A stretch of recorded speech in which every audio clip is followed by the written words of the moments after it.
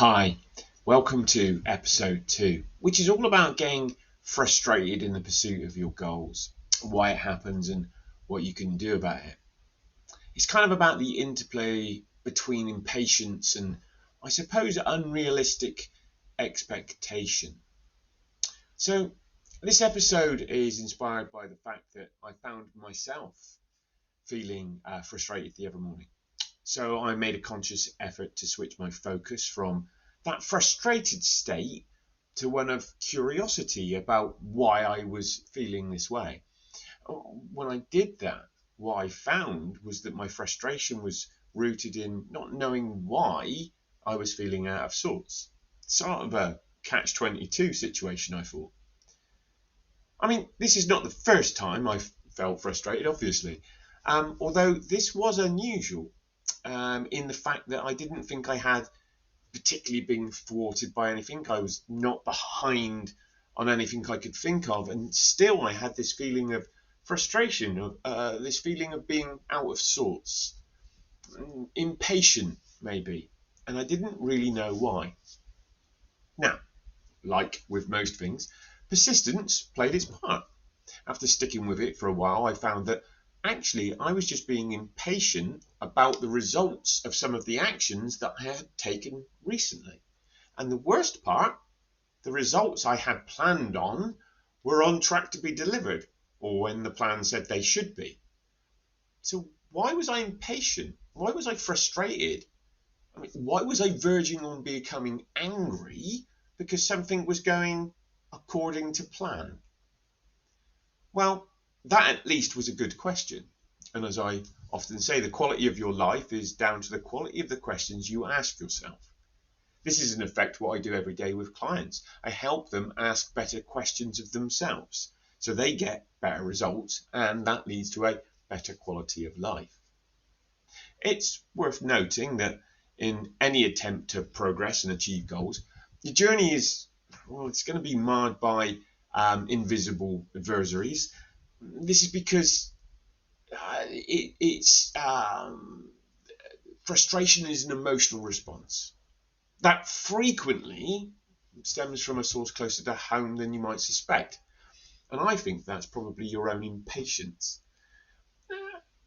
Based on the unrealistic timelines you and I both impose on ourselves for achieving our goals, for solving problems or realizing our dreams. I mean, let's get real for a minute. Life is, and always will be, a never-ending set of problems, not challenges. Challenges are something that you rise to and overcome. The problem is the cause behind whatever it is you are being challenged by. The actual thing, if you like, that you need to overcome. So saying that there are no problems, only challenges, is pretty much insane. It's ignoring the fact that there's a problem there in the first place. Now, you can view that as negative or positive. I choose to see problems as positive. I like problems because it's in solving the problem that we move forward and progress. It's in solving the problem that we overcome our challenges. That's kind of how the language works. Maybe buy into this for a moment, just for a moment, and accept that problems are a part of life and that you will always have them. You will find your life is happier. Not happy, just happier. There's a big part of unhappiness, I think, comes from thinking that you should never have any problems. And yet problems are always going to be there. And quite often, frustration and anger, being out of sorts, is caused by not wanting to accept that you have problems in the first place that need to be overcome. And happiness comes not from having no problems, but from accepting that you do and being willing to overcome them and appreciating the opportunities that they bring. So happiness comes from progress, from moving forward, or at least being happier. I don't like to say happiness comes from. At the heart of this issue lies a fundamental misalignment, I think, between expectation and reality. Most of us, at least those of us that are focused on growth and development, the movers and shakers, if you like, the entrepreneurs, the ambitious among us, are driven by a fast-paced mentality. the belief that we can do it all now, and the mentality that seeking quick wins and gratification is what we're about. And this leads us to starting to set ambitious timelines without accounting for the unpredictable nature of life's challenges. We dream of immediate success, not realizing that meaningful accomplishments often require time, persistence, and, of course, the ability to navigate setbacks. Don't get me wrong, I'm not saying that you shouldn't set ambitious goals with ambitious timelines. Quite the opposite, in fact. What I am stating is that sometimes, because of unforeseen circumstances and unforeseen problems, that those timelines turned out to be unrealistic after you'd set them. And this is about adapting and overcoming by revisiting the actions that you will take to get to your desired outcome. I'm reminded of a quote that I really like, and it's, "The easy path will never make you proud." And that in turn reminds me that most of us overestimate what we can get done in 90 days or a year, and underestimate massively what we can accomplish in 5 or 10 years. If you look far enough into the future, very little is impossible. Uber is 15 years old this year, and they turned over $37 billion last year. To put that in context, of globally, somewhere in the region of 50 million companies are launched every year. And the statistics say that about 31 of those will become $1 billion company within 10 years. It's better odds than the lottery, for sure. It's about 1.6 million to 1, there or thereabouts. The odds of winning the Euro Millions is 144 million to 1, and the normal lottery is 45 million to 1. So why do those 31 companies massively outperform everyone else? Maybe it's because they're better at solving problems than the rest of us. Maybe it's because they don't get frustrated so much and sidetracked. Perhaps it's because they use those problems as an opportunity to get better, to improve and progress. Maybe it's the fact that they actively seek out problems and the advice that they need to overcome those problems. So, back to the cause of frustration for a moment, which to me is simply low-level anger. That's how I kind of perceive frustration. And we're all different. But give it long enough, and my frustration will become full-blown anger if I don't do anything about it. So, some of the cause is that while I set ambitious goals and I can take actions, I cannot control everything. I really can.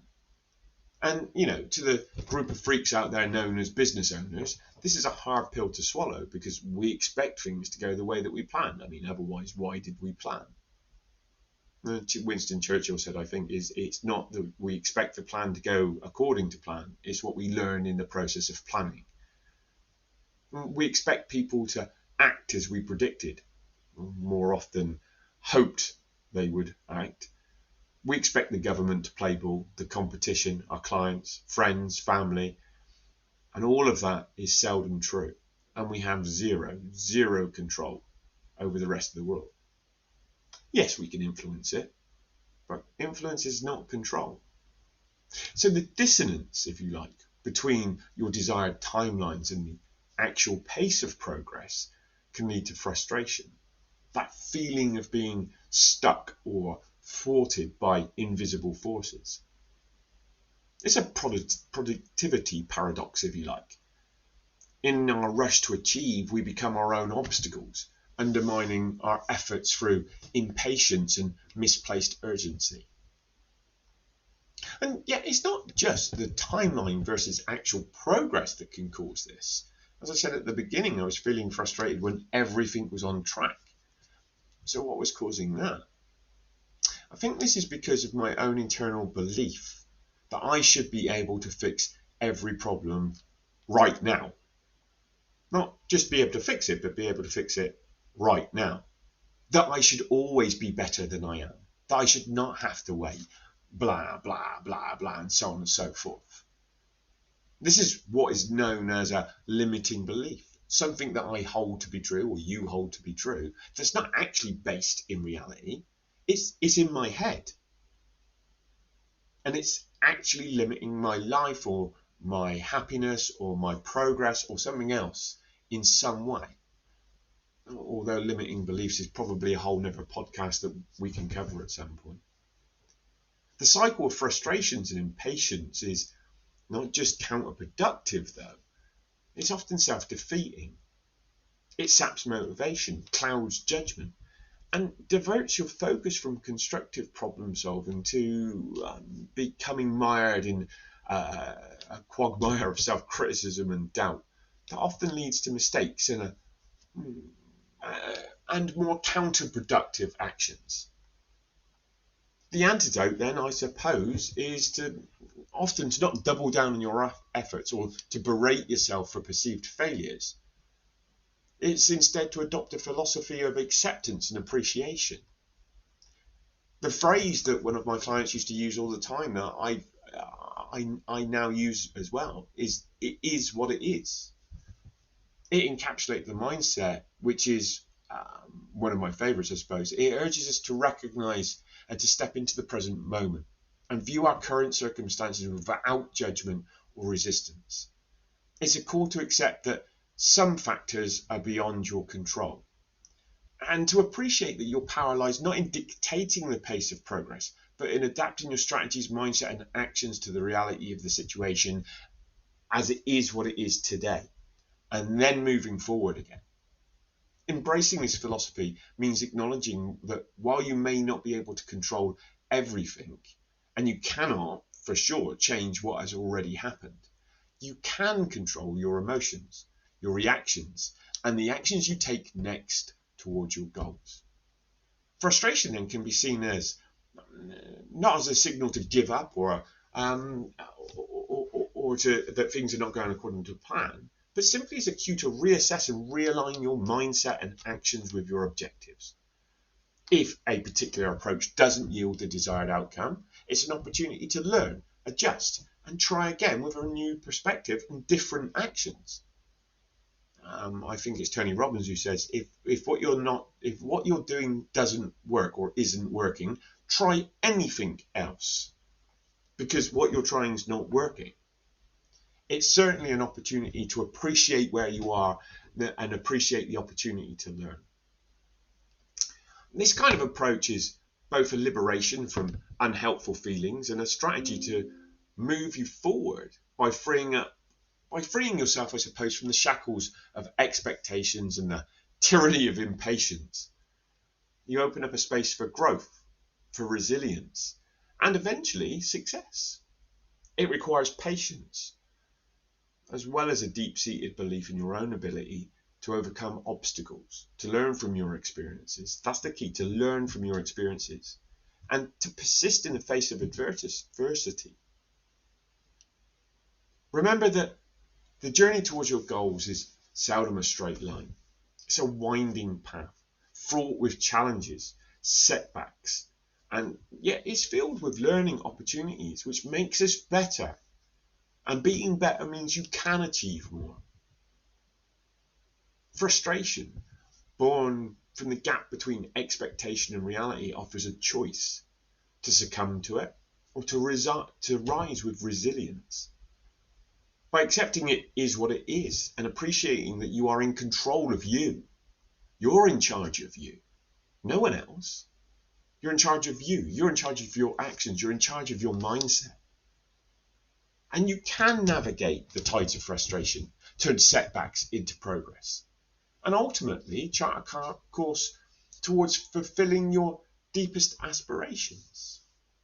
Now, thanks for listening. I want to end by sharing a lyric from a song on my gym playlist with you that I must have listened to many times before, hundreds of times probably. And it was only the other day that it actually rang true with me. And it was ask for money and get advice. Ask for advice and get money twice. If you don't know how to do something, ask somebody else. Please let it sink in. For whatever problem you are facing, whatever the challenge that someone out there is facing, you or anyone else, there is someone out there who can help you shortcut to the solution if you're simply prepared to ask. If not now, then when? If not me, then who? I really don't mind if you get in touch with me or someone else you think might be able to help you. If you're facing a challenge, reach out and speak to somebody.